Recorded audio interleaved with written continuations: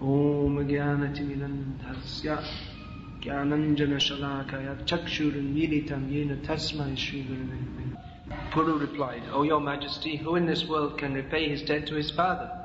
By the mercy of one's father, one gets the human form of life, which can enable one to become an associate of the Supreme Lord. For the father gives the seed of the body, and this seed gradually grows and develops until one ultimately attains the developed human body with consciousness higher than that of the animals. In the human body, one can be elevated to the higher planets, and furthermore, if one cultivates Krishna consciousness, one can return home back to Godhead. This important human body is obtained by the grace of the Father, and therefore everyone is indebted to his father. Of course, in other lives, one also gets a father and mother. Even cats and dogs have fathers and mothers. But in the human form of life, the father and mother can award their son the greatest benediction by teaching him to become a devotee. When one becomes a devotee, he achieves the greatest benediction because he completely averts the repetition of birth and death. Therefore, the father who trains his child in Krishna consciousness is the most benevolent father in the world. It is said, Janame janame shabe pita mata pai Krishna guru nahi mile bhaja hari e. Everyone gets a father and mother. But if one gets the benediction of Krishna and Guru, he can conquer material nature and return home back to Godhead. In Vedic culture, the father is very much respected. Practically in most cultures throughout the world until recently, parents were much respected. Nowadays, respect is breaking down. There are various reasons for this. One reason is the different ideas propagated that everyone is equal in all respects. There's no division. And another reason is because fathers or people who are expected to be respectable aren't acting in a respectable way. The obvious example is the President of America, who's a highly respected position, but he's been exposed as acting in a most disrespectful way or unworthy manner. And even though he's going on as the president, as if nothing happened, everyone knows something happened which is not worthy of his status. Although it appears that the American people in general, overall, they don't really care that much. You see how much human society has degraded. When America was established, there's no question, and probably they couldn't even imagine in those days the kind of thing that he's been doing. But there's no question of him. There would be no question of him continuing in office. And in the time of even 50 years ago, if he was exposed for such things, he wouldn't be allowed to continue. But now everything is considered normal. Everything's okay. The respect is lost. There's no respect. Everyone's just allowed to act like an animal. We finally proved Darwin's theory correct. Man is an animal. That practically his idea is evolution. That man is evolving to higher platform. But we're seeing that largely, if you see what are the philosophical roots of the decline, largely due to his theory, there is devolution, going backwards. Standards are going down. Of course, we say in the Western countries everyone's a meat eater and so many things, but even there were very high previously there were very high standards of morality among the common people. There wasn't any divorce. Someone would be considered very bad. There were words they used from the Bible they used to use for premarital sex, which was just considered. What's the word? Fornication, I think the word is. And adultery, but no one talks. You don't even hear the word adultery anymore because it's not considered bad. It's just considered quite normal. If you like the next door neighbor's wife, well, just it's a free world. And everyone should act for their own pleasure as much as possible. underlying philosophy of modern life. Everyone should do. If it feels good, do it. Just do it. This is animal life. So naturally, children don't respect their parents if they see that they have no morals, no principles, and they're just animals. They may not even know who their parents are. There's so many cases you find that someone introduces, this is my brother. It's not, well, it's, at least we have the same mother. But there are families you'll find 3 children from the same so-called family, from the same mother. It's quite common, but they're all from different fathers. It's quite, even in India now you find, you see so many cases. Get married after some time, don't like it, try marry someone else. So who's going to respect? Neither the parents, they don't care for the children as much as they care for their own sense gratification. Otherwise, why would they run off and get married again or just live with someone? And they don't care for their children, and they don't care to instill any sense of respect in their children. Rather, in many cases, it's the opposite. You'll find that if the children are coming to a certain age and they're not becoming lusty and loose, that the parents become worried. What's wrong with them? Isn't it? In the Western countries, throw them out on the street. Bring a girl for them. What's wrong with them? Or they don't want a girl, bring a boy. Somehow or other, they have to have sex. This is going on. It's a horrible, horrible society. Complete breakdown of society. So we see here the father was respected because he was respectable. Because he gave the human form of life, which is meant for elevation, and because he taught the children to act in such a way, therefore the parents are respected as the first guru. We still have a semblance of that in modern Indian culture, although that's breaking down also for the same reason as it broke down in the West. The same reason that the family unit broke down in the West. Practically, everything started changing in the West. Big social changes came from about the mid-60s it began. Mid-60s to the mid-70s was a very volatile period, especially in England, America, especially in these countries which are leading the world in degradation. Previously, the general thing was that children followed their parents, but then it became the hippie generation came out, our generation. The hippie generation came out who didn't want to follow. They grew their hair long. The men grew their hair long, which was considered absolutely horrible. It was considered very bad. And they just did whatever they liked. They dropped out of college. They protested. They didn't want to follow the government who said, you must go to fight in Vietnam. There was a famous song by the great philosopher of the Western world, Bob Dylan, that the times are a-changing. Your sons and your daughters are beyond your control. But now that's considered, what was considered revolutionary in the 60s and 70s is now considered quite normal. It was called the sexual revolution, they call this.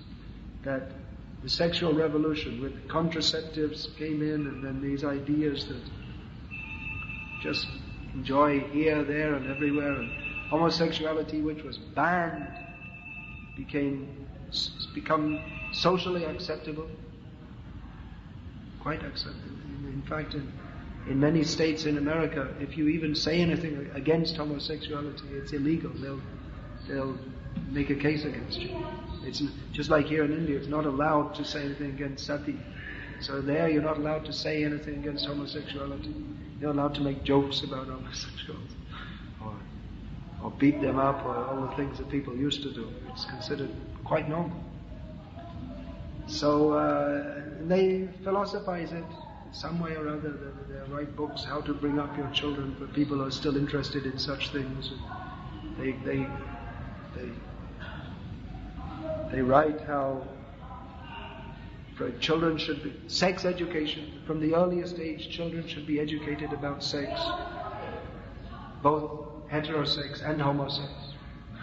They should be educated about these things, because probably a lot of them are going to be homosexuals, or if they're not, then a lot of the people they meet, and probably like a lot of the politicians and MPs, and they're all people in the army even. So it's they've philosophized degradation. They've made a whole idea that this what is absolutely degraded society, in which no one cares for anyone else. There's some superficial, but there's no one's prepared to take responsibility. You see, like here, father and son relationship. That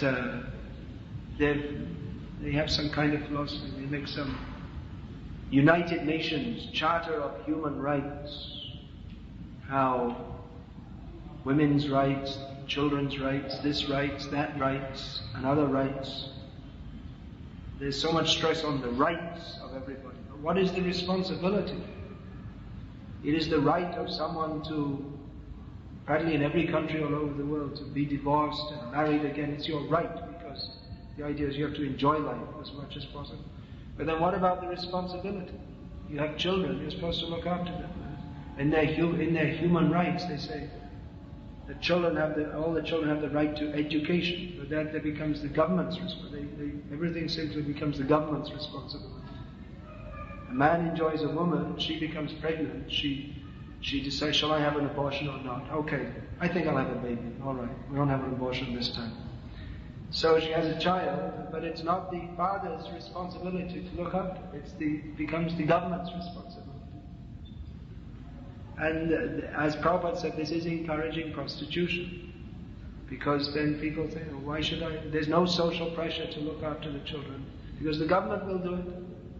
The government will, and sometimes we hear that even they have more children just because they get more money from the government. And even places which were very religious previously, quite pious. Ireland was famous was considered a very backward place because they were so religious and pious, at least in some ways. I mean, Catholics and Protestants fought each other and killed each other, but at least in terms of family life, divorce, unmarried women, they didn't have such things. It apparently wasn't there. Divorce was just allowed a short time ago. Abortion was just allowed maybe less than 2 years ago. But the government adopted a policy that all the other countries are doing, that you have to pay and you have to give money to unmarried women. So what to do with all these unmarried women? Because they see the TV and the cinema and sex, this and so they have sex education in school, so they're doing it.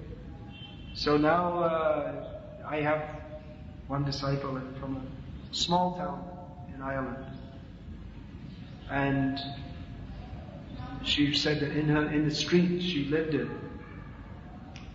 that they're in 40 houses, there are only 2, that means herself and one other, which don't have unmarried mothers in them. So the times they are changing, but it's not beneficial. How the society is absolutely degraded, and people, just like we see, they don't care Clinton, what he's doing, because they're more or less happy. Just like the pig in the stool is happy. It's the same happiness. The pig in the dream, you see, they wag their tail and they're quite happy. They feel quite happy.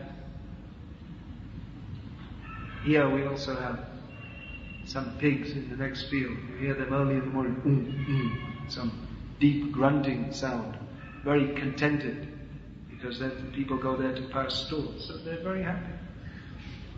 You have stool to eat, fresh every morning, and sex life is available. There are so many pigs. Just get up on the back of one of them. Doesn't matter whether you have to consider whether it's your mother or daughter or sister or whatever. It's available, isn't it? So they feel quite happy. So in the modern age, people, they're superficially feeling happy with sense gratification. Because they're brought up to think that sense gratification will make you happy. But actually, you see the countries where this grossly hedonistic society is strongest, the people are extremely frustrated. Isn't it? In Russia, people are, well, you could say they have economic problems, therefore they're frustrated. But in England, in America, they're so frustrated. It's very common in America and England that people are driving a big car. That means they don't have any economic, they have plenty of money. And someone just at the stoplight in front of them, they just hesitate for like 2 seconds when the lights change to green. And they get out and well, in America they might even, it's called road rage, they call it in England. That they get out and they spit in my father, he was driving he was in a car, and it was in a narrow street, there was parking on both sides, so he was in a car, they were driving, and they were right at the end of the avenue with double parked of cars, and a car came the other way, and he should have got out of the way and let it through, obviously, because he was almost through. But the guy didn't, he stopped right in the middle, and then, so, they were gesticulating. He wouldn't move, and then the driver who my father wasn't driving, he backed out just to this pig-headed guy, drove through, and just stopped as he came through and spat in the face of the person who was driving the car, because he didn't immediately accede to his pig-headed demand that he should back up 50 meters rather than he should back up 5 meters. You follow what I say? So this kind of attitude means, why do people behave like this? Because they're extremely frustrated. They want the idea that I should enjoy. It is my right to, I must enjoy, I must have all facilities for enjoyment. Everyone in the world should just do whatever I want. But naturally the world doesn't work like that. People become very frustrated, or even if they do have facilities like that, then you see, then they just degrade themselves more and more, and they don't become happy. Bill Clinton, top of the world, and by his indulgence in sense gratification, he's just become a fool, a laughing stock. So, what is the value of such a society? Some people are stopping to think about it. Most people, they're just so busily caught up in this gross sense gratification, they can't think. They don't stay. They're not thinking. Athato Brahma Jigyasa. Now we achieve the human form of life. We should inquire into the absolute truth, but there is no such inquiry. Absolutely foolish society. Prabhupada was absolutely correct. Who's preaching like Prabhupada was preaching? He was turning topless, bottomless cats and dogs. Prabhupada he saw that this is absolutely below human dignity. Prabhupada was so strong. Hog dog society. It's a fact. It's not just Prabhupada is some kind of antiquated moralist. I remember as a kid in England being brought Mrs. Mary Whitehouse. She was a prominent voice against the incoming degradation. They were allowing so much pornography and sex in so many ways. She was a prominent voice against it, and all the press, they just made her out to be a complete fool. They used to call her censorship. That was the main issue she was against. Because there used to be censorship. Just like in India, they didn't used to allow even kissing on the screen. It was completely taboo, because the society was like that. So even in the West, up to the 60s, there were many taboos against nudity on the screen. And so when this started to come in, and then how they brought it in the name of art. This is art. So in the name of art is considered sacred. So in the name of art, now you have all these movies which are just absolutely animalistic. So she was against that, and the whole press just derided her. What a fool. She's so stupid, old-fashioned, out of date. So it wasn't that Prabhupada was simply some antiquated moralist, but he was saying, what is the standard for human society? Now you've got this human form of life. This human form of life is meant for self-realization. But instead you're degrading yourself so badly, so horribly. In the history of human civilization, where has there been more degradation? And you see, what is the result? That so many wars, murders, karmic reactions in the form of plane crashes, earthquakes. No one is safe. Anyone at any time can just be a victim of horrible violence. This is the modern society. So these kind of principles that Prabhupada is talking about, the children respecting the parents training, here Prabhupada mentions, the parents training the children in Krishna consciousness. It's practically like a dream in modern society. You can hardly imagine. We're so far away from that. Even in India, we see the present generation, young people are growing up, they don't know anything. That whole parampara within the family system, the parents and grandparents used to teach the children, at least the stories from Mahabharata and some ideas, at least something, at least superficially they used to teach, but even that is gone now. So Prabhupada's idea was to revolution. Revolution means to come round again, back to the original point. Revolution, of course there are so many revolutions all over the world, but revolution to bring society back to sanity. The modern society is insane. It doesn't make any sense. Even in the name of religion, what's going on in the name of religion? What is going on? You see, you're out there in the villages and so many bogus ideas. It's difficult to preach Krishna consciousness because people have so many wrong ideas. So this is Prabhupada's mission as our really kind Father.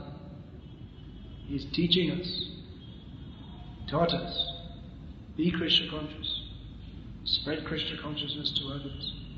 People are suffering for lack of this. They think they'll be happy if I have so-called freedom to enjoy myself, I'll be happy. But no, you're not. By living like an animal, you can't be happy, and you'll simply become an animal in your next life. People have no knowledge of this. Very foolish civilization. So what a big job we have to establish this. Even among our own devotees, it's not so easy to start to, even it's written in Prabhupada's books, it's in Shastra, because of being brought up in a different way. So many devotees think that they say, Prabhupada, we sometimes hear that they say, well, Prabhupada came from India and he didn't really understand what's going on in the Western world, and his ideas were out of date. And Prabhupada was teaching 30 years ago, and the world has changed so much, so we have to make up a new system according to international law or something. Very strange ideas. But we're reading the Bhagavatam. We may also read so many other things.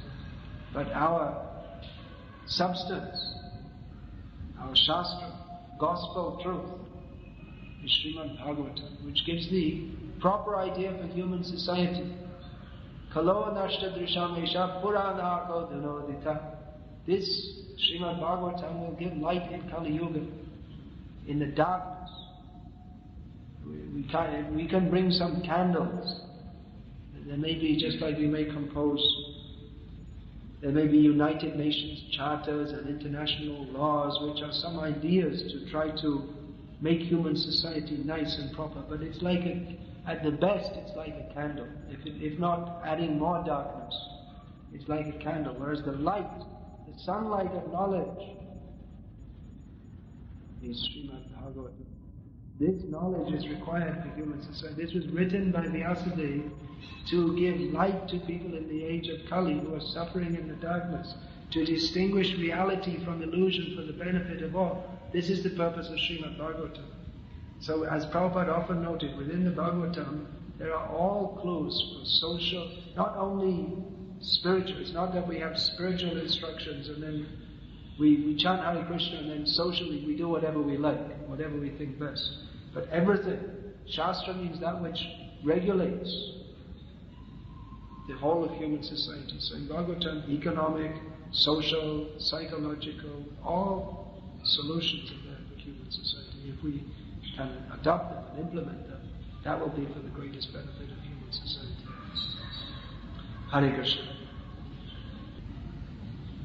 So you're preaching, you have a big job to do. At least the books are going out. That will have its effect. At least that can start.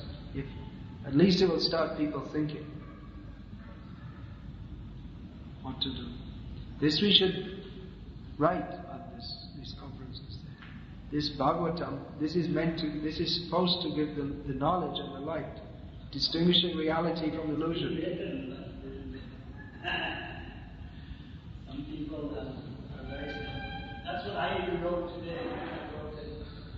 For instance, one devotee whose name coming to These books are the law books for 10,000 years, Prabhupada said. Not that you have to change it all within 30 years. Purport of Bhagavad Gita 3:21. Sayat Praman Purti Yad Yad Asha Visheshta. So Prabhupada says there are just exactly what you said. There are shastras, you must follow one script. It's very clear written there. It's a guidance for humanity, it's law. Everything is as clear as day, but there are people who are so stubborn that because of they have an idea and they do not want to give up that particular idea. I wrote to Krishna Kirti, I said that this man, he does not want to give up the idea that women should be on GBC.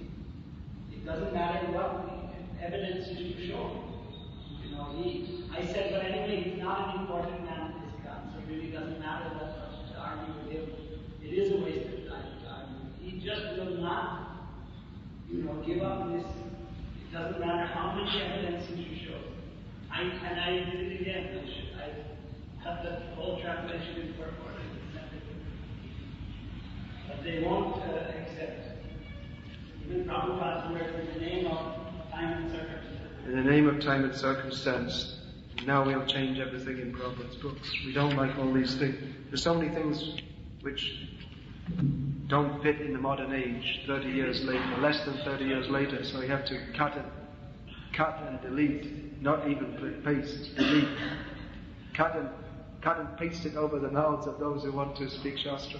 What he's saying is that I don't believe that women should only be in the house. I think that there should be other jobs. I said, yes, that's okay.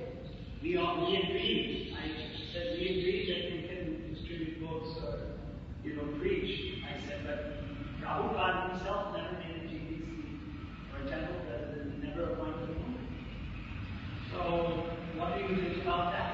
And then I cut and paste that. You can lead a horse to water, but you can't make it drink. Now, what is more dangerous are these ideas that are being propagated to substantiate so many bogus ideas that we have to adjust Prabhupada's teachings to time, place, and circumstance, and that he didn't really understand the Western mentality, or even out and out saying that he made mistakes, which is one is that the first kind of argument is bordering on offense, and the second argument is absolutely offensive. Absolutely. But it's coming more and more. It's very insidious. Right there in Vrindavan on Prabhupada's disappearance day. In a meeting that was called to honor Prabhupada, we were told by sannyasi, disciple of Prabhupada, that Prabhupada was wrong.